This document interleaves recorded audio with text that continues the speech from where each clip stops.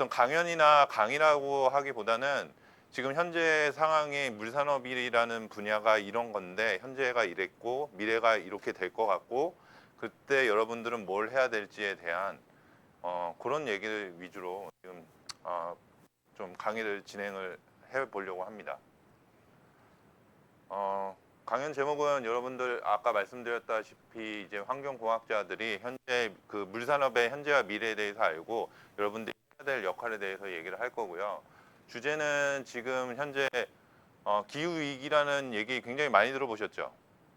네, 기후 위기가 굉장히 심각합니다. 그래서 지금 일어나고 있는 환경과 관련된 모든 문제의 근본이 되는 게 바로 저 기후 위기라서 기후 위기 시대에서 우리가 발생하는 문제점이 뭐가 있는지 그리고 거기에 따라서 물산업 동향이 어떻게 변하고 있고 그 다음에 우리가 어떤 역할을 해야 되는지에 대해서 환경공학자들이 어떤 역할을 해야 되는지에서 주제를 가지고 얘기를 할 거고 그 목적은 이렇습니다. 그래서 기후 변화의 의미가 가져다 주는 것이 무엇이고 그리고 첨단 물산업 분야 그 다음에 환경공학 분야에서 경쟁력을 갖출 수 있는 그런 동기나 비전을 제가 좀 제시를 하려고 합니다. 그래서 다룰 키워드는 뭐 이 정도 보시면 될 것 같고요. 저에 대해서 간단히 소개를 드리면 제 이름은 박상민입니다. 혹시나 아까 교수님께서 얘기하셨는데 강연 중에 뭔가 궁금한 점이 있었는데 네, 좀 해서 얘기를 못하겠다. 그러실 분은 없죠 여기? 대답이 없으시네. 만약에 뭐 관련된 분야나 뭐 관심 분야가 있어서 질문을 하고 싶었는데 못 하셨다 그러면은 이 메일을 연락을 주시면 제가 답변을 드리도록 하겠습니다. 그래서 지금 저는 현재 금호건설에서 기술연구소라는 부서에서 현재 근무를 하고 있고요. 거기에서 환경 신기술을 개발한다거나 아니면 이제 환경 플랜트와 관련된 시설들을 설계하고 그 다음에 연구하는 그런 업무를 담당하고 있습니다. 금호건설이라고 혹시 많이 들어보셨나요, 여러분들? 네, 들어보신 적 있으세요? 그 환경 분야에서는 좀 입지가 굉장히 좀 큰 기업이라고 생각하시면 될 것 같아요. 뭐 다른 분야도 저희 회사가 열심히 하고 있지만 특히 이 환경 분야에서는 저희가 예전부터 좀 다른 업체들보다 많은 투자와 노력을 해서 이미지가 저희 굉장히 좋은 이미지를 가지고 있습니다. 금호건설이. 그래서 뭐 얘기 들어보셨을지 모르겠지만 하수 처리 분야나 뭐 그런 분야에 있어서 많은 기술들을 보유하고 있고 지금 현재도 계속해서 기술을 개발하고 있습니다. 그래서 저희 그 기술연구소에는 크게는 뭐 토목 분야가 있고 건축 분야가 있고요. 그 토목 분야는 토목과 관련된 구조 해석이나 그런 분야 파트가 또 따로 있고 그다음에 환경 분야가 또 따로 있습니다. 그래서 환경 분야는 저를 포함해서 박사님 네 분이 계시고 그렇게 지금 환경 분야는 구성이 돼 있어서 간략하게 소개를 드렸습니다. 오늘 제가 드릴 얘기의 순서입니다. 그래서 기후 위기, 물산업의 현재와 미래에 대해서 말씀을 드리고 그다음에 환경공학자로서의 역할이 어떤 게 있을지에 대해서 좀 얘기를 나누고자 합니다. 첫 번째 기후 위기인데요.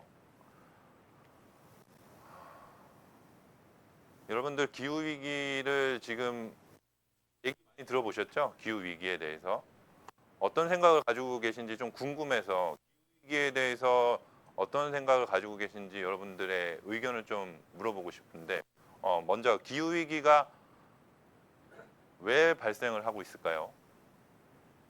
얘기하실 수 있는 분 계신가요? 스타벅스 5만 원짜리 상품권을 걸겠습니다. 네, 말씀하십시오. 맞습니다. 기온이 굉장히 지금 많이 상승하고 있습니다. 왜 상승하고 있을까요? 한 번 더. 맞습니다. 지금 지구 온난화가 급속하게 진행이 되고 있어요. 이 지구 온난화는 왜 지금 그러면 일어나고 있느냐? 산업이 발달하면서 연료나 뭐 많은 에너지들을 쓰고 있잖아요. 그 에너지들이 대부분 연소되는 과정에서 발생되는 게 이산화탄소고 이 이산화탄소가 대기 중에 올라가서 온도를 상승시키는 역할을 하고 있죠. 그래서 온도가 상승되다 보니까 극지방에 있는 물들이 녹기 시작합니다. 얼음들이, 빙하들이.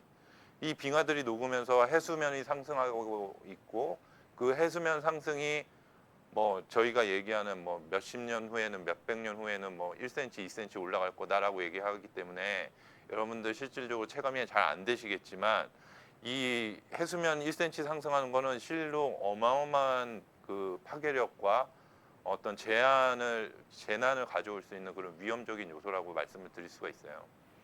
지금 유엔에서 이 아저씨가 유엔 사무총장님이신데, 예, 지구 온난화 시대는 이미 끝났다고 얘기를 했어요. 23년 7월 달에. 그러면서 하는 얘기가 끓어오르고 있는 지구의 시대가 왔다.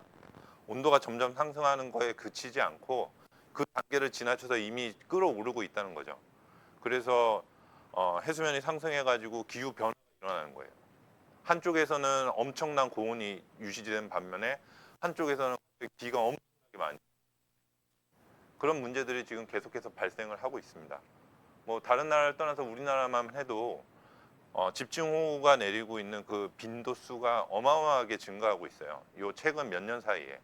그래서 태풍이라든지 뭐 뜻하지 않은 강우 뭐 이런 것들, 그리고 지구 온난화에 의해서 발생하는 산불 등등 굉장히 많은 문제들이 지금 현재 우리나라에서 일어나고 있습니다. 그래서 기후 위기의 시대라고 말씀을 드릴 수가 있고요. 해외의 몇 가지 사례를 좀 살펴보면 대표적으로 대만과 스페인 문제를 좀 말씀을 드릴 건데, 대만의 경우에는 반도체가 지금 우리나라 삼성전자만큼 유명한 TSMC라는 회사가 있어요. 이게 가뭄이 들어가지고 반도체를 만들려면 엄청나게 많은 물을 필요로 하거든요. 근데 물이 없는 거예요. 그래서 용수 부족으로 인해서 제한급수가 들어가기 시작하니까 공장을 돌리지를 못해요. 반도체를 생산을 못합니다. 이게 당면한 현실이에요. 이게 뭐 이 사람들이라고 뭐 대비를 안 했겠습니까? 대비를 했는데 이 변화하는 속도가 너무 빠르다 보니까, 예, 이런 문제들이 생겨서 한때 큰 난리를 겪었습니다. 근데 또 지구 반대편에 있는 스페인은 어땠냐? 비가 너무 많이 왔어요. 갑작스럽게. 나름 선진국이고 유럽에서 뭐 굉장히 큰 영향을 차지하고 있는 스페인인데, 예, 비가 많이 와가지고 이제 민심이 흉흉해지면서 거기에 따라서 막 그 시위가 일어났죠. 정부에서 너무 미흡했다, 대책이. 이런 문제들이 좀 계속해서 발생을 하고 있습니다. 그리고 지금 아까 말씀드렸던 산불 문제, 그리고 가뭄 문제, 그리고 그 가뭄으로 인한 그 사막화 문제, 이런 것들이 지금 굉장히 많은 이슈가 되고 있는데요. 몇 달 전이었죠. 그 경북 의성이 여기 인근이죠. 예. 크게 산불이 났었잖아요. 그것도 물론 뭔가 사람의 잘못으로 인해서 일어난 문제인 거는 분명히 맞습니다. 근데 그 전에 어떤 비나 이런 가뭄이 그 너무나도 오랜 시간 지속이 되고 건조된 그런 상황이 지속되다 보니까 불이 한번 붙기 시작하니까 미친 듯이 타오른 거예요. 예. 이것도 결코 우리가 그냥 넘어가서는 안 될 중요한 키포인트라고 말씀을 드릴 수가 있습니다. 바로 이제 비가 많이 안 왔기 때문에, 예, 한쪽에선 비가 너무 많이 와서 난리인데 또 한쪽에선 비가 너무 많이 안 오고 그냥 계속 건조한 날씨가 지속되다 보니까 거기에 따라서 어떤 인간의 잘못된 실수로 인해서 이렇게 큰 대형 산불이 일어난 거죠. 근데 여러분, 대형 산불이 일어나면은 산림이 파괴되고 생태계가 파괴되고 그런 것도 물론 문제가 될 수 있지만, 이게 저희가 관리하고 있는 물 관리에 있어서도 상당히 큰 어려움을 가져다주는 그런 문제가 있다는 걸 혹시 들어보셨는지 모르겠어요. 그래서 불이 나면은 막 타오를 거 아니에요. 그러면 산불이 일어나면은 재 같은 게 엄청나게 날릴 겁니다. 그런 것들이 이제 수원으로 이제 흘러가고, 그 수원에서 그런 것들이 이제 혼합이 되기 시작하면서 굉장히 처리하기 어려운 그런 문제들이 생기기 때문에, 결국에는 앞에서 말씀드렸던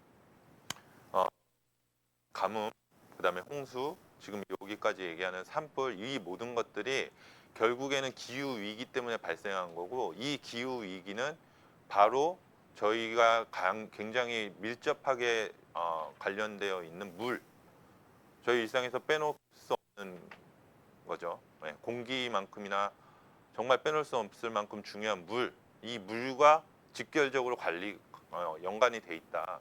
그거를 좀 말씀을 드리고 싶었어요. 그래서 기후 위기는 모든 문제의 근원이기도 하지만 곧바로 저희들의 밀접한 관계가 있는 물과 연관이 돼서 큰 위기를 가져오고 있는 게 지금의 현실이다.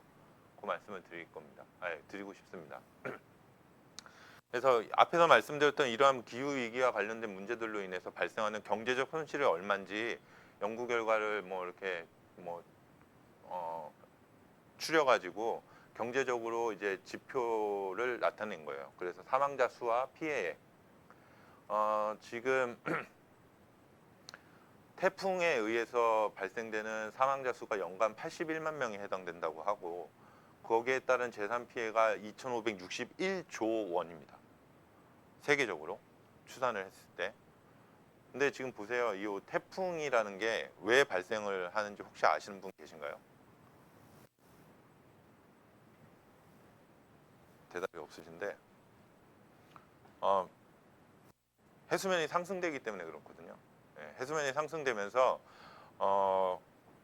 수증기 양이 엄청나게 증가하게 되고 바다에서 이제 직결적으로 햇빛과 만나서 그게 수증기가 되고 수증기가 엄청난 구름을 형성하면서 많은 태풍을 지금 생성하고 있어요. 그래서 뭐 예전보다 훨씬 더 많은 빈도로 태풍이 발생하고 있고 그래서 당연히 재산 피해도 비례적으로 증가하고 있는 그런 추세입니다. 그리고 가뭄, 홍수 이 모든 것들이 지금 다 물과 관련된 부분인 거를 지금 보시면 알 수 있을 거예요. 그래서 이 피해액도 물과 관련된 것만 따지면은 2,500조, 1,470조 이렇게 해가지고 거의 얼마입니까? 39조, 40조에 가까운 그런 피해액을 지금 계속해서 발생을 하고 있습니다. 그래서 기후 위기가 저희의 어떤 생활을 위협하기도 하지만 이렇게 경제적으로 큰 손실을 가져오고 있다는 거 그것도 알아두셨으면 좋겠습니다. 그래서 이러한 기후 변화가 지금 계속해서 일어나고 있는데 여기에 따라서 저희 물산업이 어떻게 변하고 있는지 지금 현재 물산업은 어떤 분야 어떤 일이 일어나고 있는지 거기에 대해서 좀 말씀을 드릴게요.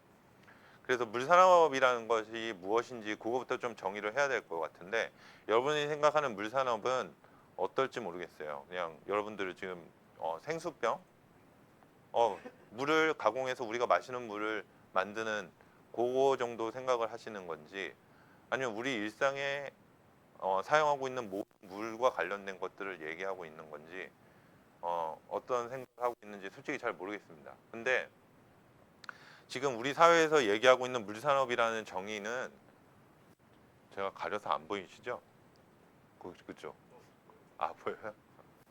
네, 굉장히 그 포괄적이고 다양합니다. 네, 물산업이라는 게. 네. 그래서 실질적으로 이 지금 뭐 이렇게 이미지화 시켰는데 빗물이 떨어지죠. 빗물이 떨어지면 뭐 지하로 침투하거나 뭐 강물로 떨어지거나 해가지고 저희가 지하수도 형성이 되고 한강이라든지 어떤 하천수나 호소수 같은 데다가 물이 이제 떨어져 가지고 그걸 우리가 수원으로 사용을 하죠. 그럼 수원으로 이 가지고 있는 물을 끌어와서 이거를 끌어오는 과정, 그다음에 그거를 정수장에서 처리를 해 가지고 처리하는 과정, 그다음에 그 처리된 물을 각 가정으로 배수하는 과정, 그리고 그거를 저희가 쓰면서 버리잖아요. 뭐 화장실에서 쓰던 아니면은 뭐 설거지하면서 쓰던 가정이든 공장이든 뭐 많이 물을 쓰고 나서 버리잖아요. 그 버린 물을 다시 다 모아서 또 하수 처리를 합니다. 하수 처리를 해서 다시 자연으로 내보내요.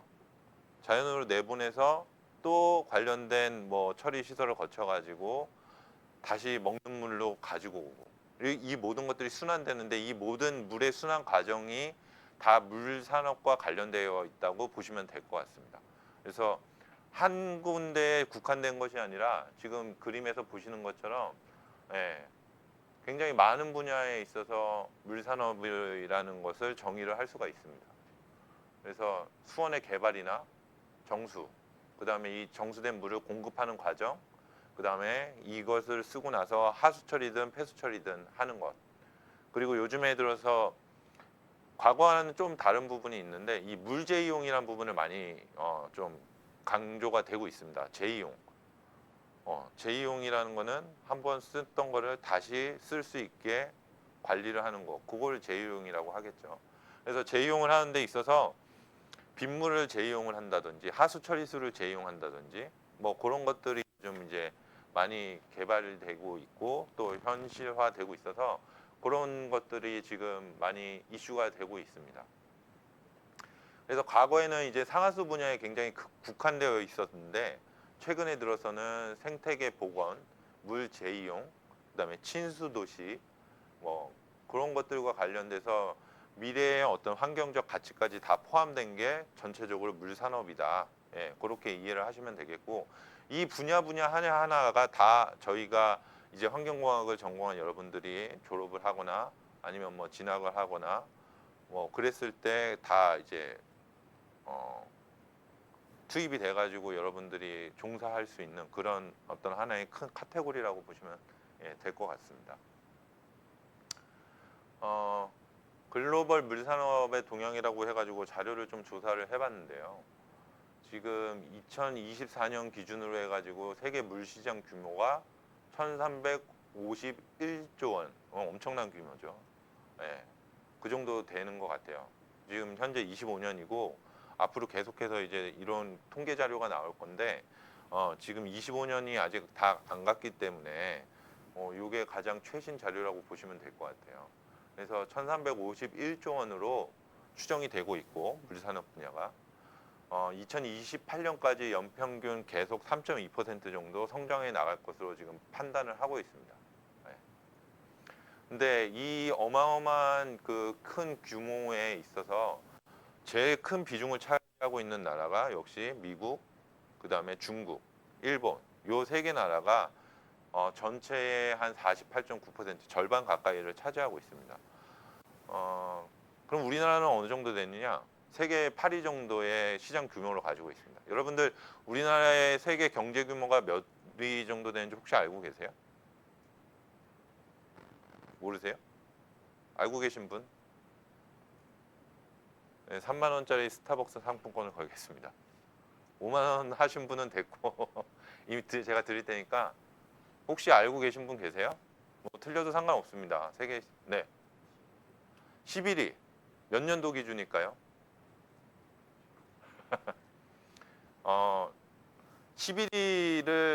11위보다 더 높아요 순위가 우리나라. 예? 8 조금 더 쓰시지. 아 조금만 더 쓰시죠.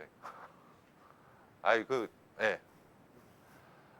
지금 6위에서 5위 정도 왔다 갔다 하고 있습니다. 우리나라가. 안 믿기시죠? 우리나라가 진짜로 그렇게 돼 있어요. 여러분들 우리나라 국민들은 좀 희귀한 게 일본을 굉장히 무시하잖아요. 네, 일본이 경제 대국이에요. 세계 2, 3위 하는 경제 대국인데 그 일본은 발톱의 때만큼 느끼면서 우리나라는 정작 스스로를 대단하다고 느끼지 못하는 게 우리나라 국민들의 특징인 것 같아요. 우리나라 굉장히 경제적으로 많이 발달을 해가지고 세계에서도 손꼽히는 나라가 이미 됐습니다. 근데 이 물산업 분야에 있어서는 세계 8위라는 게 약간 지금 세계적으로 어떤 우리나라가 갖는 위치에보다는 조금 더 내려와 있다는 거. 그거를 좀 말씀을 드리고 싶었는데 어떻게 하죠? 저분한테 또 3만 원을 드려야 되나? 약속했으니까 드리도록 하겠습니다. 질문을 하면 적극적으로 좀 참여해 주세요. 제가 많이 쏘겠습니다. 그래가지고 좀 안타까워서 이 얘기를 좀 하고 싶었습니다. 다른 경제 분야에 있어서 우리나라가 두각을 나타내고 있는 건 반도체 분야, 뭐 이런 분야는 세계적인 수준에서 세계 탑 수준이죠. 근데 이 환경 분야는 좀 많이 뒤처져 있어요. 세계 8위도 대단하지만 좀 우리나라 국력의 수준에 맞게 그렇게 좀 갔으면 좋겠다는 게 제 개인적인 바람이고 여러분들이 나중에 이제 좀 더 성장을 하시고 그래서 우리나라 이런 시장이 좀 더 활성화가 됐으면 좋겠다는 그런 바람을 좀 가져봅니다. 어찌됐건 그래서 우리나라가 상위 20개 중에서 현재 물시장 분야에 있어서는 세계 8위 수준이고 퍼센트로 따지면은 전체의 한 0.8% 정도밖에 안 돼요. 네, 그렇다는 거고 나머지 이 사우디, 이집트 등 이제 중동 국가, 그다음에 인도, 동남아시아 등의 지금 현재 이제 물 시장과 관련된 문어가 이렇게 확 개발돼 가지고 점점 이제 그 시장이 확대가 되고 있는데 지금 보시면 이 사우디도 그렇고 이집트 그렇고 중동 국가, 동남아시아, 인도 이쪽 생각하시면 뭔가 좀 낙후되어 있는 그런 느낌이 드시죠. 이 분야들 이쪽 나라들이 사우디는 뭐 유전으로 인해서 돈도 많고 그런 나라임에도 불구하고 이 중동 국가들이 지금 사막이 굉장히 많잖아요. 사막이 많고 그래가지고 물 산업이 굉장히 낙후되어 있었던 지역입니다. 근데 현재 이제 사람들의 어떤 퀄리티나 이런 것들이 점점 높아지면서 물 복지와 관련된 복지, 물 복지와 관련된 어떤 그런 요구가 점점 많아지기 때문에 이런 시장들이 점점 커지고 있고 요게 저희가 이제 뚫어야 할 어떤 미래의 어떤 시장이라고 생각하시면 될 것 같아요.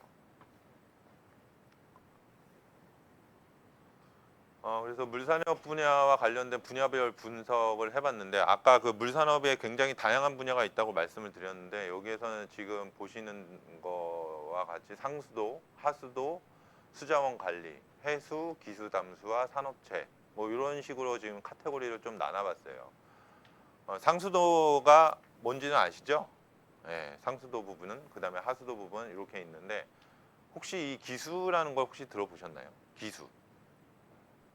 해수는 아시죠? 바닷물. 기수는 뭐냐면 이 바닷물하고 민물하고 그러니까 강물하고 만나는 그런 부분이 있어요. 그러니까 강물이 이렇게 흘러 가지고 결국엔 바다를 가는데 이 강의 거의 하류 지역쯤에 바다하고 만나는 그런 부분이 있어요.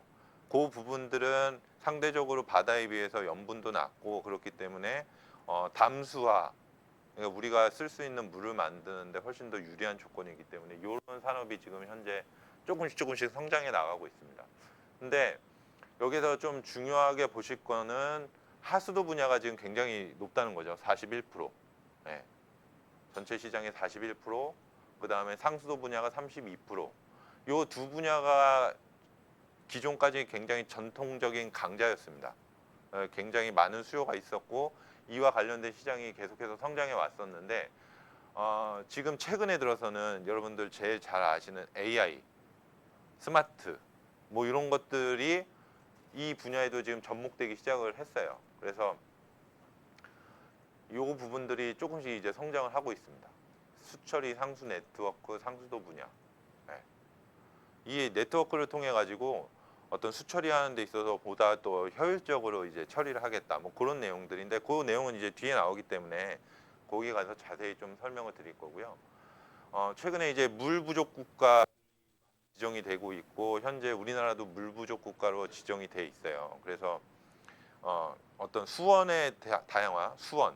그러니까 우리가 쓸 수 있는 물의 어떤 근본이 되는 거죠.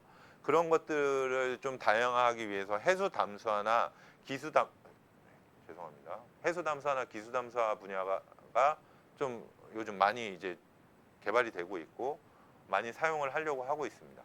그래서 만약에 여러분들이 이제 졸업하시고 이제 뭔가 취업을 하신다거나 아니면 공부를 더 하신다거나 아니면 정부기관에 가신다거나 그랬을 때 제일 많이 접하실 분야들이 바로 이 상수도 하수도 분야일 거고 이 분야를 당연히 기본적으로 아는 거 그러한 어떤 기본적인 바탕 위에 이 분야가 또 추가가 될 거예요.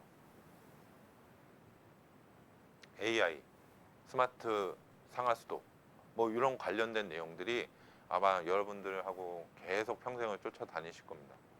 뒤에서 좀 더 설명을 드릴게요. 그 부분은. 국내 물산업 동향을 한번 보시면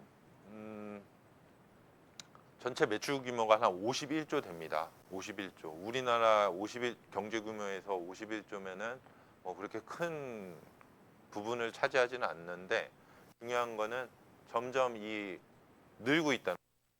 그래서 연 매출 평균이 2.6%씩 계속, 아까 세계적으로 봤을 때도 한 2.8%, 3%뭐 이렇게 얘기가 나는데 그 추세에 맞게 계속해서 성장을 해 나가고 있기는 하는데 바라기는 좀 더 큰 성장을 이루어서 여러분들이 더 직접적으로 뛰어들어서 막 이 업계를 좀 활성화시켰으면 좋겠다는 그런 바람이 있습니다. 그래서 전체 사업체 개수를 먼저 한번 보시면 한 18,000여 개가 되고요. 전체 종사자 수는 약 뭐 한 21만 명 정도. 매출액은 아까 말씀드렸던 시피 51조 정도가 되는데 주로 이제 제조업과 건설업 쪽에 좀 많이 있죠. 네. 제조업이라 하면 뭔가 물건을 만들어서 파는 걸 얘기를 하고, 건설업은 여러분들 다 아시다시피 뭔가를 지어가지고 어떤 수처리와 관련된 시설을 짓는다든지 뭐 그런 것들을 해가지고 이제 수익을 얻는 그러한 업을 얘기를 하는 겁니다. 그리고 운영 관리도 솔직히 요즘에 좀 많이 하고 있어요. 이 운영 관리는 전문 기술자들이 직접 하수 처리장이든지 정수 처리장이든지 환경 시설과 관련된 플랜트를 직접 운영을 하는 거예요. 그러니까 뭐 일반인들이 운영을 할 수 없는 전문적인 지식을 필요로 하는 그런 시설들을 저희와 같이 환경공학을 전공한 친구들이 가가지고 직접 운영을 하면서 이렇게 하는 거죠. 뭐 이런 다양한 분야들이 있습니다. 그래서 지금 연평균 2.6%를 성장한다고 말씀을 드렸는데 지금 우리나라의 상수도 보급률과 하수도 보급률은 각각 이 정도가 됩니다. 굉장히 높은 수준이죠. 거의 보급이 다 끝났다고 보시면 돼요. 그렇기 때문에 지금 거의 포화 상태가 돼서 노후 인프라 개선, 그러니까 노후 상수 관망, 옛날에 상수 관망이라든지 하수 관망을 다 땅에다가 묻어가지고 거기를 통해서 이제 물을 이송하고 뭐 버리고 뭐 이렇게 했는데 이게 이제 시간이 오래 30년 된 노후화 돼가지고 물이 새기 시작해요, 관로에서. 그리고 시설들도 예전에 지은 것들이 대부분이라서 개보수를 필요로 하기 때문에 이러한 사업들이 지금 계속해서 증가를 하고 있습니다. 그리고 아까 얘기했던 스마트화, 그 다음에 재이용, 그리고 물 재해 예방 이런 것들, 그러니까 뭐 침수라든지 비가 많이 와서 뭔가 문제가 생긴다든지 아니면은 비가 안 와서 단수가 된다든지 가뭄이 된다든지 이러한 재해들을 예방하는 그러한 수요들이 지금 현재 확대가 되고 있는데 이렇게 보면은 여러분들이 앞으로 어떤 일들을 해야 될지에 대한 어떤 대충 감이 오시지 않을까 그런 생각이 들어서 한번 여기에다가 적어봤는데 궁금해서 한번 여쭤보고 싶어요. 여러분들 그 졸업하고 나서 어떤 분야로 가고 싶으신지, 어떤 직장을 갖길 원하시는지, 아니면 뭐 나는 공부를 더해서 대학원을 가고 싶다든지 그런 생각들을 한 번씩은 다 해보시지 않았나요? 네. 혹시 대학원을 가보고 싶다 없으세요? 대학원을 가고 싶은 이유는 뭐예요?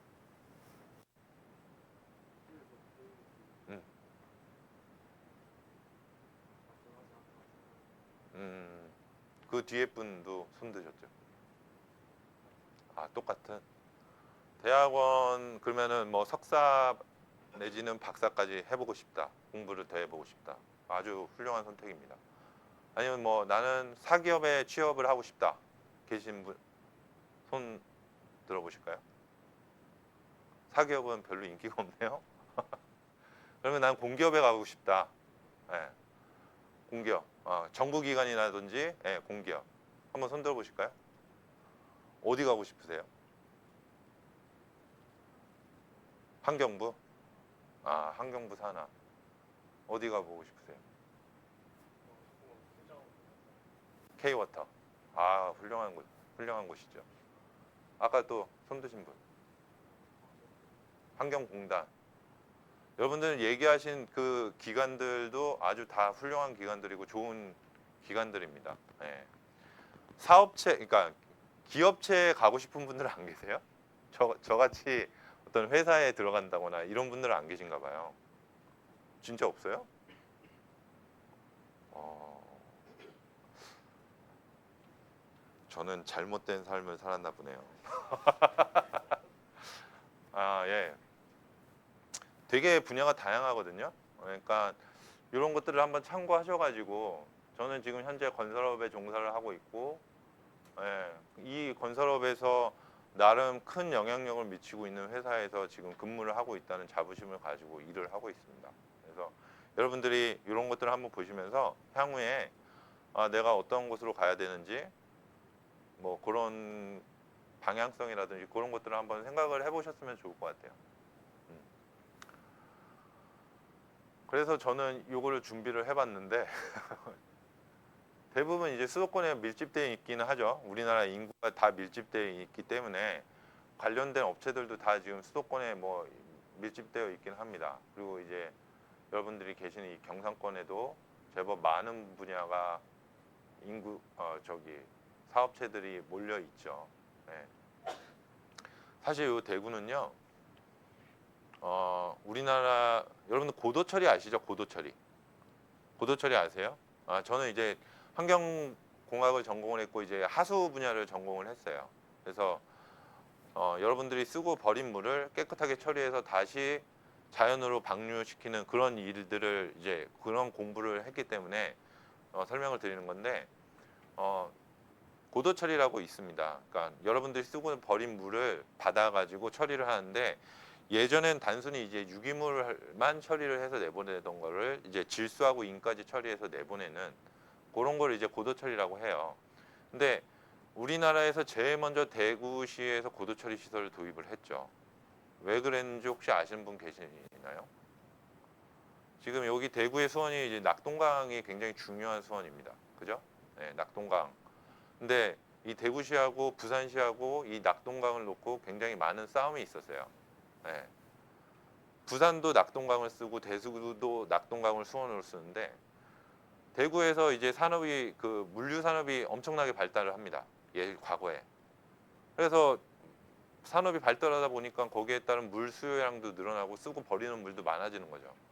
제대로 처리를 안 해가지고 낙동강으로 내보내니 부산시에선 난리가 난 거죠. 야, 이거 우리도 쓰는 물인데 니네만 써가지고 이렇게 하류를 흘려보내면 우린 그 더러운 물을 어떻게 쓰냐. 그래서 대구시하고 부산광역시하고 엄청 사이가 그 물 때문에 분쟁이 좀 과거에 있었습니다. 여러분들이 태어나시기 전에. 그래서 이 고도 처리를 대구에서 제일 최초로 도입을 해가지고 그 우리나라의 어떤 첫 사례가 됐는데, 그래서 이 대구는 그 물 산업과 관련된 그 요충지였어요, 옛날에. 예. 지금은 이제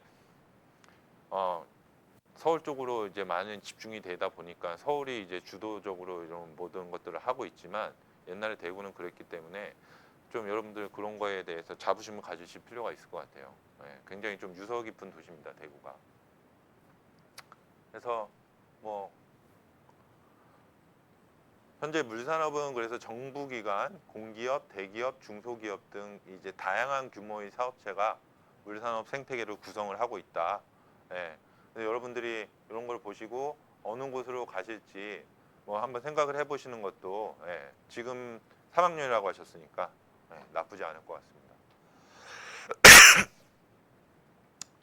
세 번째로 물산업의 미래에 대해서 말씀을 드릴 건데, 앞에서 말씀드렸던 거는 지금까지의 물산업, 우리나라의 물산업 어떻게 진행되어 왔는지, 기후 변화에 따라서 이렇게 물산업의 이슈가 계속해서 지금 변하고 있는데, 그렇다면 미래에는 어떤 이 물산업의 변화가 있을지, 아마 여러분들이 이제 졸업을 하시고 공부를 더 하셔가지고 사회에 나갈 때쯤이면은 이러한 추세로 아마 변하지 않을까, 예, 그런 생각을 가지고 제가 이거를 좀 준비를 해봤어요. 그래서 미래 패러다임은 4D라고 저는 좀 명칭을 해봤습니다.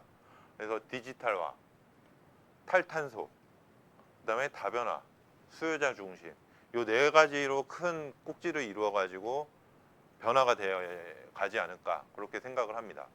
디지털화는 앞에서 말씀드렸던 요 다음에 또 나올 거예요. 이제 스마트 정수장, 스마트 하수 처리장, 스마트 맨홀, 뭐 앞에 스마트 자를 다 갖다 붙여요. 네. 그래가지고 기존에는 사람들이 어떤 처리장이라든지 어떤 뭔가 문제가 생겼을 때 사람이 중심이 돼가지고 사람의 개인적인 판단과 어떤 그 개인적인 기술 스킬들에 의해서 처리를 했다면 이제는 어떤 그 모든 운전들을 데이터화 시켜가지고 하고 AI가 할 수 있게끔 그런 식으로 지금 이제 변하려고 하고 거의 초기 단계라고. 또 분야는 지금 에너지와 관련된 이슈가 굉장히 많죠. 기후 위기만큼이나 에너지를 줄여가지고 우리나라가 탄소 배출량을 줄이고 그래가지고 지구 온난화를 멈춰야 된다. 그런 얘기 많이 하고 있잖아요. 그 얘기입니다. 기존의 그 처리장들이나 아니면은 뭐 물을 이송시키는 그 장치들이나 그런 것들이 기존에는 어떤 성능 중심의 기반을 뒀다면 지금은 이제 성능은 말할 것도 없이 중요하지만 그거를 그대로 유지하면서 기존 기술 대비 좀 더 그 에너지를 적게 쓰는 그런 것들을 개발하는데 아주 혈안이 되어 있습니다. 네. 굉장히 중요한 이슈 중에 하나입니다. 그거는 뒤에서 또 얘기를 할 거고요. 뭐 다변화, 뭐 국가나 기후, 경제 여건, 수요 기술 등에 따라서 시장이 다변화된다. 이 수요자들이 그만큼 있기 때문에 물산업이 계속해서 성장을 하려면 그 수요자들의 니즈에 맞춰서 요구 사항에 맞춰서 아주 능동적이고 빠른 속도로 변화하고 있다. 그 얘기를 하고 싶고요.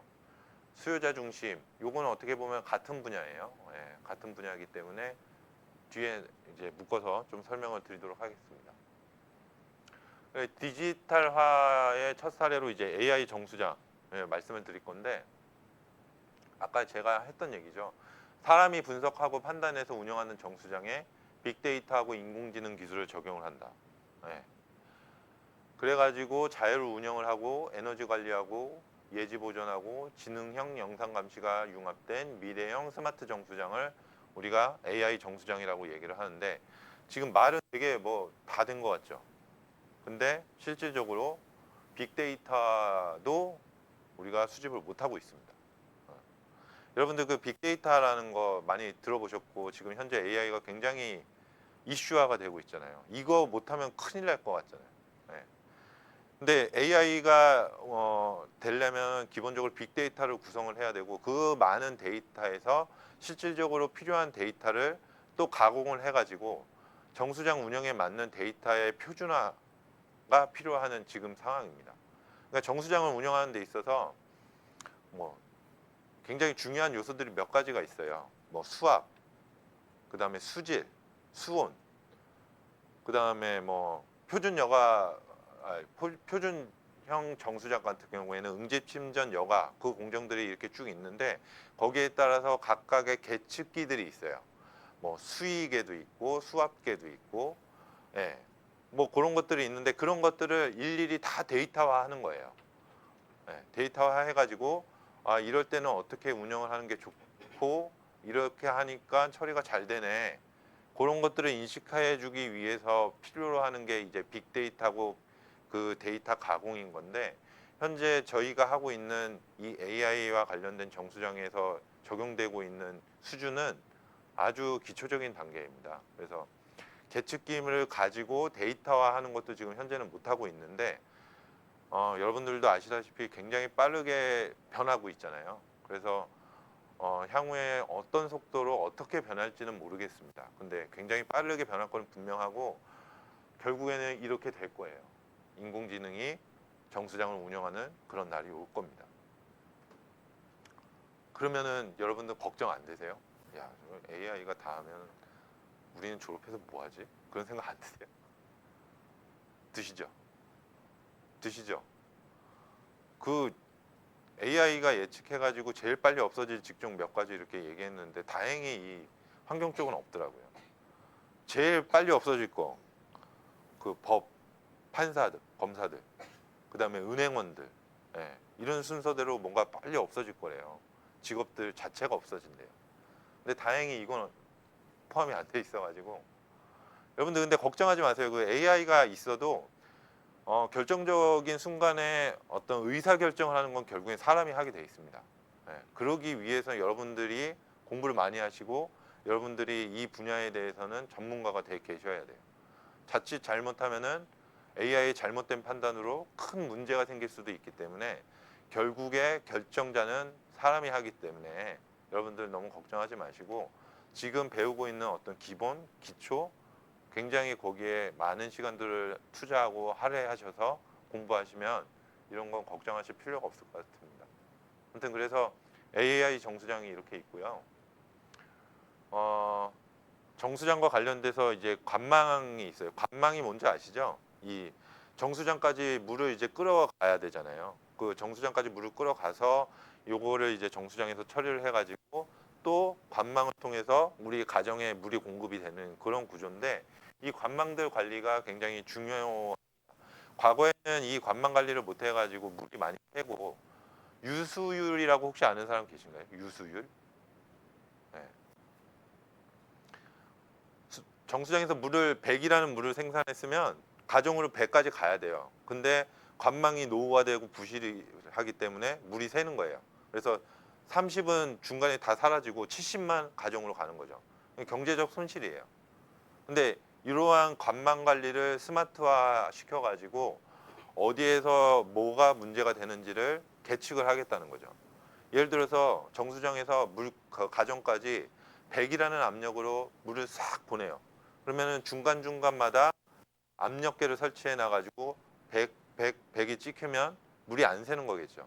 근데 어느 순간 중간에 갑자기 75가 되고 뭐 갑자기 65가 되고 이렇게 되면은 압력계를 딱 보고 아 어느 지점에 문제가 있구나 금방 알 수 있겠죠.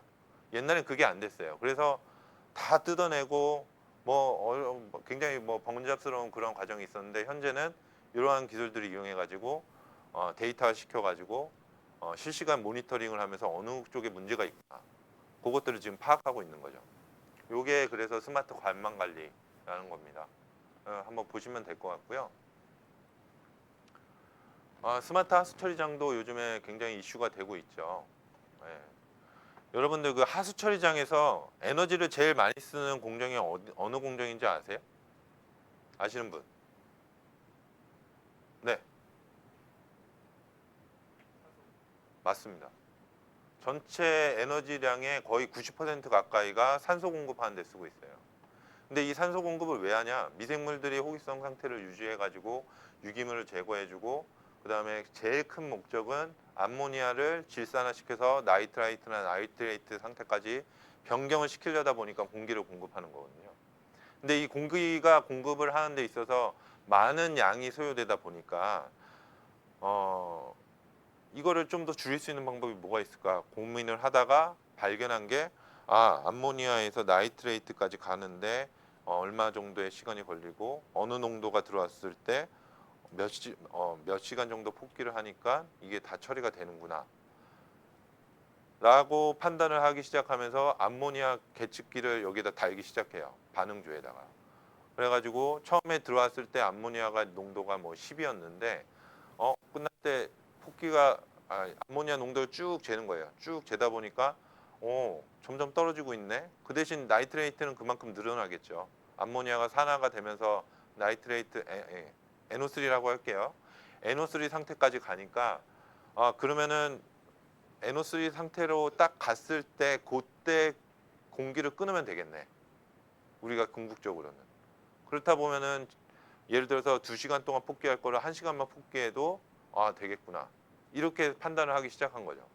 그래서 암모니아 농도가 높을 때는 폭기를 길게 하고 암모니아 농도가 적을 때는 조금만 폭기를 하고 뭐 이런 가변적인 운전을 하기 시작한 게 바로 요 관련된 내용입니다. 그래서 지금 이 요 곡선이 이제 DO 곡선이라고 보시면 되는데 기존에는 암모니아 농도와 상관없이 무조건 폭기를 했던 거죠. 폭기를 해가지고 이 지금 이 보라색 부분으로 칠한 요 부분이 굳이 폭기를 안 해도 되는데 폭기를 한 그런 사례인 거예요. 그래서 요만큼의 폭기량이라도 한번 줄여보자. 그렇게 해가지고 지금 암모니아 기반 송풍기라고 해가지고 암모니아의 그 농도를 측정할 수 있는 계측기를 달아가지고 송풍량을 가변적으로 조절하는 그런 기술이 바로 스마트 하수 처리장입니다. 이런 것들이 지금 굉장히 많이 하고 있어요. 근데 그러면 이렇게 측정을 하면은 다 좋을까요? 어떻게 판단하십니까? 문제점 없을까요? 굉장히 좋죠. 좋은데 문제점은 없을까요? 문제점. 여러분들 그 공학 하시는 분들이기 때문에 딱 봤을 때 장점은 뭐고 단점은 뭐고 그게 금방금방 파악이 되시면 정말 좋을 것 같아요. 네. 뭐가 있을까요? 단점. 스마트 하면 무조건 다 좋을까요? 앞에 정수장도 그렇고 하수 처리장도 그렇고 다 좋을까요? 이 세상에 다 좋은 게 있을까요? 이 세상에 다 안 좋은 것만 있는 게 있을까요? 얘기해 보실 분 안 계신가요? 스마트화 하는데 다 좋을까? 뭔가 문제는 없을까? 네. 유지보수 비용 맞습니다. 유지보수 비용 많이 듭니다. 실질적으로. 그죠? 사람이 지키고 서 있으면 금방 보고 조절하면 되는데. 네. 또 다른 의견.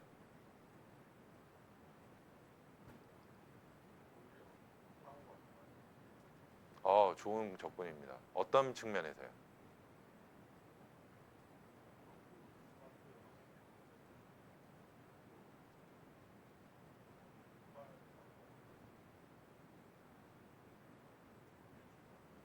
맞습니다. 제가 생각했던 거랑 굉장히 근접을 했어요. 그래서 말씀을 드리는 건데 어, 계측기가 만약에 잘못되면 그땐 누가 책임질 겁니까? 네. 완전 다 스마트화 해놨어요. 근데 이 계측기가 문제가 있어요. 예를 들어서 DO가 뭐 5였는데 이 계측기는 뭐 10으로 아니 3으로 잘못 읽어가지고 공급해야 될 공기량을 적게 공급했어요. 그럼 처리가 안 된 물이 그대로 나가겠죠. 그거에 대한 책임은 그럼 과연 누가 질 겁니까? 네. 이 계측기라는 게 상당히 달콤해요. 유혹이. 사람이 굳이 안 봐도 되고 관리하기 편해. 뭐 이렇게 수치로 정확하게 나오기 때문에 그것만 살짝 변경시켜가지고 운전하면 되지 뭐. 굉장히 좀 심플하고 간단하게 생각할 수도 있는데 사실은 굉장히 큰 허점도 있습니다. 그래서 이거 관리를 누가 해야 되냐? 바로 여러분들이 하셔야죠. 여러분들이. 여러분들이 하셔야죠. 전문가들이. 네. AI를 하시는 분들이 이거를 하실 수 있을 것 같아요? 못해요. AI 하시는 분들은 그냥 그것만 하시는 분들이에요. 나중에 저 뒤에 좀 설명을 드릴 건데 여러분들 그런 개념으로 공부를 하시고 준비를 하셔야 돼요. 나는 환경만 해. 안 돼요. 나는 환경만 하기 때문에 기계는 몰라요. AI 몰라요. 전기 몰라요. 토목 몰라요. 나는 환경만 할 거예요. 여러분들의 활동 범위를 굉장히 축소시키는 그런 잘못된 판단입니다. 그건 뒤에 가서 얘기할게요. 아, 네. 다 같은 내용입니다. 지금 시간이 좀 많이 가서 빨리빨리 진행할게요. 제가 하고 싶은 얘기는 좀 뒤에 있어서 지금 뭐 스마트 하수도도 마찬가지예요. 이렇게 다 디지털화하고 계측 제어를 통해 가지고 하겠다, 뭐 AI를 통해서 운전을 하겠다 그런 얘기인데 똑같은 함정이 있습니다. 넘어가고 탈탄소, 예, 그 에너지 소비량을 굉장히 줄이는 계측기, 그 뭐 기기들을 개발하는 것도 있지만 지금 현재 요 수열 에너지를 이용한 그런 에너지를 뽑아내는 그런 것들, 그러니까 우리가 재생에너지라고 하잖아요. 그런 것들에 대해서 물 산업에 있어서도 굉장히 많은 그 관심을 가지고 지금 투자들이 이루어지고 있는데 물에 떨어지는 그 빛 있잖아요. 빛. 그런 것들을 태양열 그 판넬을 이용해 가지고 열을 생산시키는 그런 기술도 있고 지금 수열이라고 해 가지고 물이 원래 가지고 있는 열이 있어요. 물은 비열이 굉장히 높은 물질이기 때문에 열을 함유하고 있는 그런 것들이 굉장히 많거든요.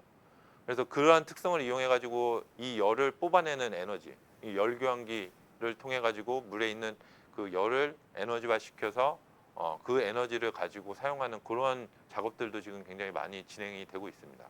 많은 추세가 이렇게 진행이 되고 있다, 이렇게 보시면 되고요. 어, 네 번째로 이게 수요 맞춤 다변화인데 지금 뭐 지역에 따라서 원하는 물의 어떤 형태가 다 틀립니다. 그러니까 섬, 도서 지역 상대적으로 물이 부족하겠죠. 해수는 굉장히 많지만 거기에서 뭐 물제이용이라고 하는 게 있을 수가 없죠. 쓰는 물이 작고 거기에 그 쓸 수 있는 수원 자체가 작기 때문에 그런 쪽에서는 이제 해수담수화나 아까 얘기했던 기수담수화 이런 것들이 많이 활용이 되고 있고요.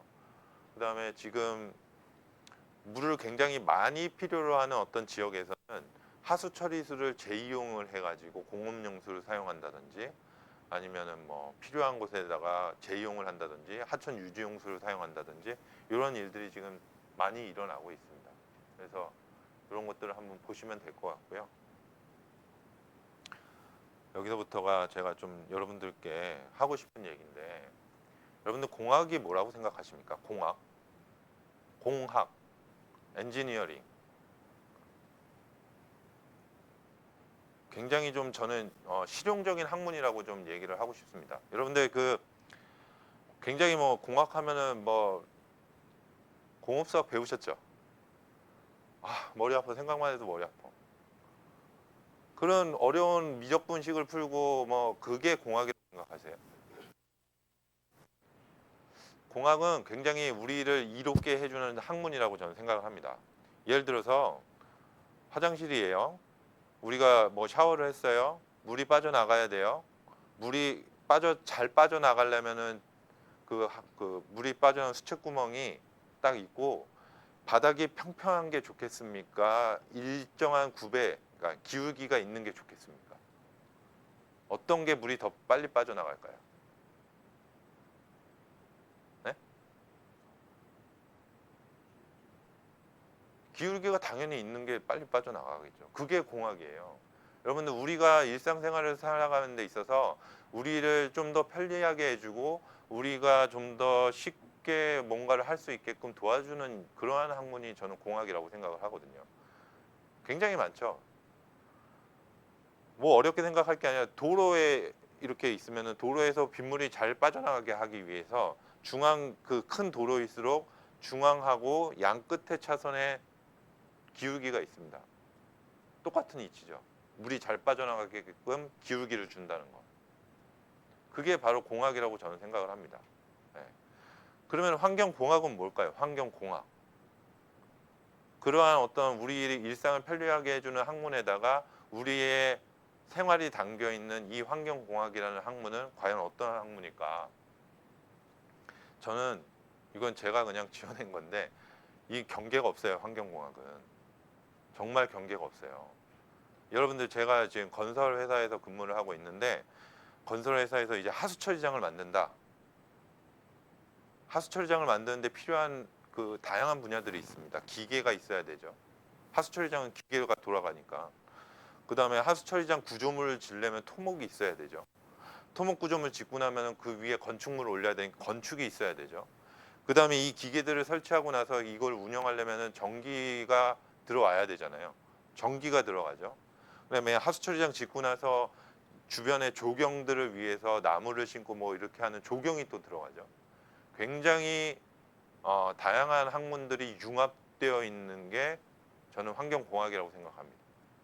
하수처리를 제가 전공을 했다고 말씀을 드렸는데 하수처리장 짓는 것뿐만 아니라 우리가 하수처리장을 운영하는 데 있어서 제일 핵심적으로 중요하게 생각하는 생물반응조, 미생물 알아야 되죠. 화학 알아야 되죠. 물리 알아야 되죠. 그러다 보니까 뭐 당연히 뭐 수학이든 뭐 구조든 뭐 관련된 잡다한 지식을 다 필요로 하는 게 이 환경공학이에요. 여러분들 미생물은 미생물 전공한 미생물학과가 하고 화학은 화학 내지는 화학공학을 전공한 사람들이 하고 이렇게 다 나눠져 있는 게 아니라 우리 환경공학은 우리가 다 해야 돼요. 우리가. 네. 그래서 저는 여러분들한테 드리고 싶은 말씀은 저는 환경공학과를 전공했으니까 환경만 할게요. 저는 환경공학 중에서도 뭐 수질 또는 폐기물만 전공했기 때문에 전 그것만 할래요. 이러고 마실 거예요? 절대 그래서는 여러분들 가실 자리가 없을 겁니다. 저는 환경공학을 전공했기 때문에 굉장히 다양한 분야를 섭렵하고 있습니다라고 얘기할 수 있는 그런 사람들이 되셔야지. 나는 환경만 해서요. 이건 제가 할 게 아니에요. 저는 이건 잘 모르겠는데요. 그러시면 안 된다는 거예요. 굉장히 중요한 지금 제가 사회생활을 이제 학교 졸업하고 나서 사회생활만 거의 지금 한 20년 가까이 하고 있는데 그 20년 동안에 사회생활을 하면서 환경공학을 전공한 여러분들의 선배로서 생활을 하다 보니 이러한 마인드가 생길 수밖에 없더라고요. 그거는 기업체는 물론이고 공기업, 환경부, 뭐 정부 연구기관 다 마찬가지입니다. 최근 들어서는 이제 또 AI까지 여기 가세가 돼가지고 그 분야까지 지금 다 이제 들어와 있는데 제 정말 여러분들한테 당부하고 싶은 거는 여러분들이 컨트롤 축이 돼야 된다는 거예요. 여러분들이 중심이 돼서 밑에 기계도 있고 토목도 있고 뭐 화학도 있고 이래야지 여러분들이 기계 밑에 환경이 들어가서 이걸 컨트롤하면 안 된다는 거예요. 왜냐하면 기계 하는 애들은 기계만 알지 이 환경을 몰라요. 특히 지금 AI 얘기하고 있잖아요. AI 하는 사람들은 AI와 관련된 것만 알지 환경에 대한 지식이 하나도 없어요.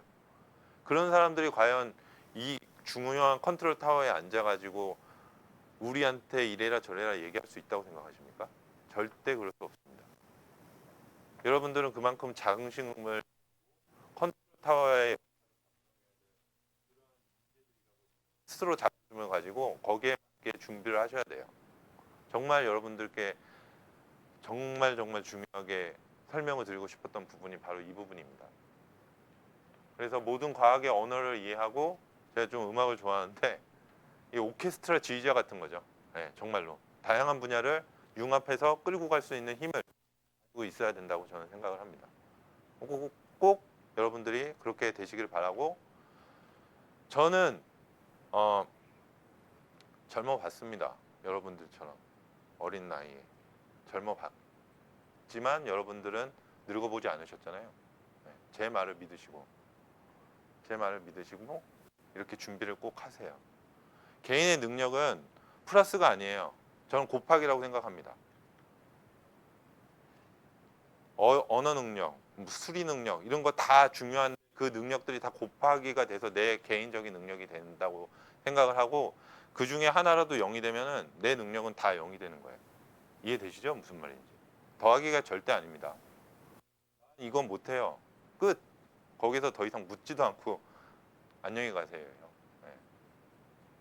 사회가 그렇게 호락호락하지 않기 때문에 크든 작든 그 능력을 다 구비하셔가지고 결국에는 여러분들이 중추적인 역할을 하셔야 된다. 그 말씀을 드리는 거예요. 그래서 우리의 역할은 솔루션 프로바이더가 돼야 된다. 다양한 분야를 융합을 시켜가지고 여러분들이 기계가 이렇다고 얘기하고 전기가 이렇다고 얘기하네. 토목이 이렇다고 얘기하네. 그래? 그러면 이렇게 결정해. 이걸 제공할 수 있는 솔루션 프로바이더가 되시기를 꼭 부탁드립니다. 그래서 뭐 아까 했던 얘기 다 여기에 있는 거예요. IT 데이터, AI 지금 한다고 하니까 AI 하는 애들이 지금 기고만장해서 날뛰고 있어요. 근데 정말 얘기해 보면 이 환경적인 지식은 완전 빵입니다. 그런 애들을 데리고 저희가 일을 할 수가 없어요. 그렇기 때문에 여러분들도 이런 사람들 앞에서 주눅들 필요도 없고 여러분들이 중추적인 역할을 하셔야 된다. 전기기계, 물리화학, 그다음에 정책 이런 것들 다 필요한다는 거. 이렇게 알아주셨으면 좋겠고 제가 이제 슬라이드 3장을 보여드릴 건데 끝이에요. 여러분들이 기대하던 끝인데 여러분들 제가 농구도 되게 좋아합니다. 농구 선수를 굉장히 좋아하는데 제가 좋아하는 농구 선수인데 이 스테판 커리 아시죠?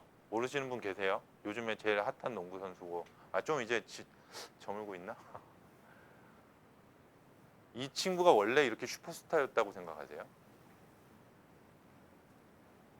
이 친구가 미국의 데이비슨 대학이라는 대학을 다녔어요. 데이비슨 대학이라고 그 NCAA라고 미국 그 대학 농구 리그가 있어요. 거기에서 중위권 정도밖에 안 되는 그런 대학에서 농구를 했어요. 그러니까 잘 못했던 거죠. 그래 NBA 지명을 받아야 되는데 졸업하고 나서 지명이 한 번은 안 됐어요. 그래가지고 얘가 굉장히 좌절을 하죠. 농구를 굉장히 좋아하는.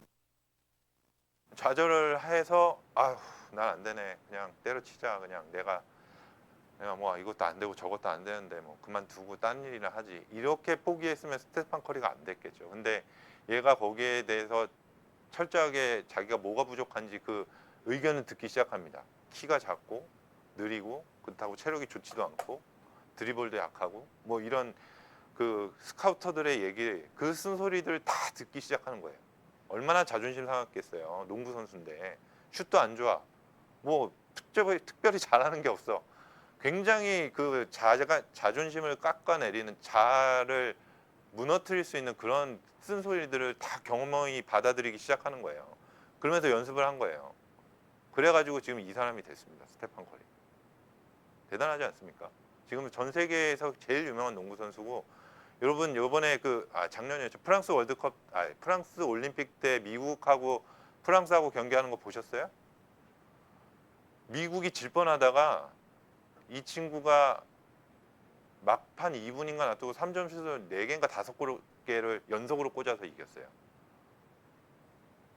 저는 정말 이 사람, 그러니까 어떤 분야에서 최고 수준의 이런 사람들의 그 성공 스토리를 저는 좀 좋아하는 편인데 그 과정들을 보면 처음부터 잘하고 처음부터 대단했던 선수는 지극히 드뭅니다. 정말 그 뼈를 깎는 고통이 있었고 아픔이 있었던 사람들이 결국엔 성공을 하더라고요. 아이유, 여러분들 아이유 좋아하시죠? 네, 저희 딸이 너무 좋아하는데 그래서 넣었는데 이 친구도 처음에 가수 지망할 때 음반을 가지고 소속사를 다 돌아다녔는데 맨날 거절당한 거예요. 맨날. 네. 거기서 포기했으면 아이유가 안 됐겠죠. 그리고 더불어서 이 사람 정말 마지막인데 골든. 여러분들 그 캐대언 보셨어요? 네, 저 정말 많이 봤습니다. 네. 주제가를 부른 이재라는 가수. 얼마 전에 유퀴즈에 나와서 인터뷰한 걸 보신 분들이 계실 거라고 생각하는데 정말 전 이 친구 보고 눈물을 흘렸거든요. 네. 어렸을 때부터 연습생 생활을 13년인가를 했대요. 그러니까 자기의 10대를 온전히 연습생 생활을 버틴 거예요. 근데 목소리가 탁하다. 넌 노래하기에 어울리는 목소리가 아니다라는 정말 잔혹한 냉혹한 평을 듣고 연습생 생활마저 마감을 하게 됩니다. 나는 안 되는구나. 정말 아침에 그 연습생 시절부터 해가지고 아침에 7시에 출근해서 11시에 퇴근하는 10몇 년의 생활을 계속 반복하다가 안 됐어요. 근데 자기 동기들은 소녀시대가 되고 뭐 샤이니 뭐 등등 유명한 노래 가수가 돼가지고 TV에 나오고 있는데 자기는 안 된 거야. 10수년을 그렇게 바쳐가지고 노력을 했는데 거기에서 오는 상실감으로 몇 달을 누워서 끙끙 앓았고 아무것도 안 하고 싶었고 정말 죽을 생각도 하고 그랬는데 이 친구가 그래도 나는 음악이 좋아서 조금씩 계속 활동을 합니다. 아주 근근히 살아가는 그러다가 기회를 잡은 거죠. 네. 그래서 이 음반을 냈어요. 캐대언이라는 그 애니메이션에서 OST를 잡은 거죠. 그래 노래까지 했어요. 노래를 이렇게 잘하는데 그 당시에는 노래를 그러니까 탁한 목소리라고 사람들이 싫어했다는데 지금 이 노래가 굉장히 주목받고 있는 이유가 자기의 경험담을 직접 가사에 녹인 거죠. 요 밑에 가사 내용이 있죠. 네. 여러분들 이거 한번 들으면서 이 가사를 음미해 보세요. 정말 자기가 어려웠던 시절에 뭔가 그 어두움을 뚫고 나가는 그런 가사들이 있어요. 그리고 지금 이 전문가들의 평이 어떠냐면 정말 노래하기에 타고난 음역대라는 거예요. 이 음악 들어보셨죠? 저음 파트하고 고음 파트의 음역대가 굉장히 높대요. 이게 왔다 갔다 하기가 그러니까 아무나 못 부른다는 거예요. 고음을 잘 내는 가수들은 많지만 이 저음까지 잘 내는 가수들은 굉장히 드물다는 거죠. 근데 만약에 이 사람이 포기를 했어. 이런 날이 있었겠어요. 네. 절대 없었을 거라고 생각합니다. 여러분들 지금 답답하겠죠. 여러분들 지금 딱 3학년이고 저도 3학년 때 진로 때문에 엄청나게 많이 고민을 했었거든요. 아, 대학원을 갈까? 아, 토익 시험은 왜 이렇게 또 점수가 낮지? 아, 자격증 시험은 왜 또 이번에 떨어졌지? 아, 남들은 다 붙고 있는데 난 도대체 뭐 하고 있는 거지? 난 머리가 나쁜가? 아, 나 이제 이걸 하면 안 되나? 엄청 고민 많이 했습니다. 네. 집에서 말도 안 하고 사춘기가 늦게 와가지고 집에서 굉장히 걱정도 많이 하고 그랬는데 여러분들이 딱 그때잖아요, 지금. 네. 고민하지 마시고 염려하지 마세요. 여러분들이 어느 순간인가 노력을 하고 정말 최선을 다해서 죽기 살기로 하다 보면은 어느 순간인가는 이 사람처럼 돼 있을 거예요. 네. 여러분들의 고민과 염려, 그거를 좌절, 내지는 뭐 불안 이런 걸로 표출하지 마시고 노력, 성실, 꾸준함 이런 걸로 분출을 시키면 마침내 골든이 돼 있을 겁니다, 여러분들. 그러니까 힘내시고 여러분들의 미래와 앞으로의 장래 문제에 있어서 고민하지 말고 앞으로 나아가십시오. 그러면 반드시 여러분들은 성공할 수 있을 겁니다. 예, 이상으로 좀 마치려고 하고요. 관련돼서 질문하실 내용이 있으신가요? 있으시면은 지금 말씀을 하셔도 좋고 아니면 아까 제가 그 화면 초기에 제 메일 주소를 적어드렸는데 메일로 연락을 주셔도 좋을 것 같습니다.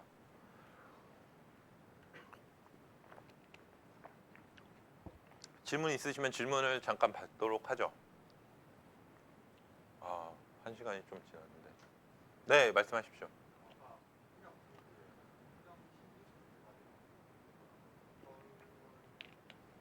아, 넌 뭐 했는데? 뭐 이런 취지죠. 네.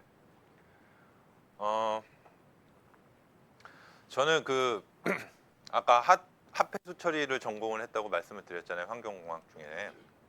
환경공학에도 되게 다양한 분야가 있잖아요. 대기, 폐기물, 뭐 수처리, 또 수처리 중에서도 정수, 하수 뭐 이렇게 나누는데 저는 하수를 전공을 했어요. 그래서 하수처리장에 들어가는 이제 공법들이 다양하게 있습니다. 뭐 A2 공법도 있고 SBR 공법도 있고 MBR 공법도 있는데 저는 그 SBR 공법을 새로 개발을 했어요. 네. 그래서 어떤 SBR 공법이냐면 혹시 지금 그 저기 되시는 분은 GKSBR이라고 한번 검색해 보시겠어요? 네이버나 뭐 구글이나 거기서 검색을 하면 GKSBR이라고 해서 경주시하고 저희 금호건설하고 같이 공동으로 연구 개발을 해서 개발한 SBR 공법입니다.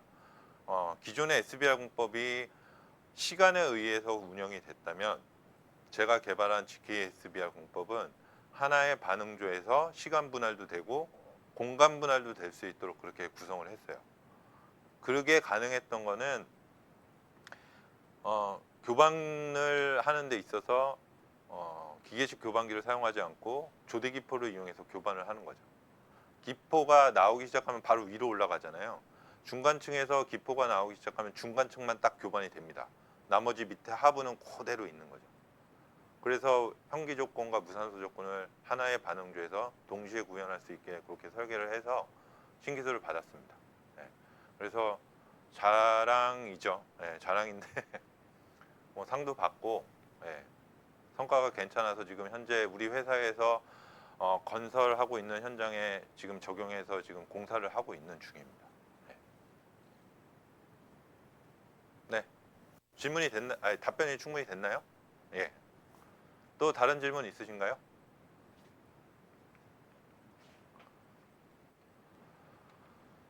네, 없으시면 이걸로 마치고 장시간 경청해 주셔서 감사합니다. 예, 이상으로 마치겠습니다.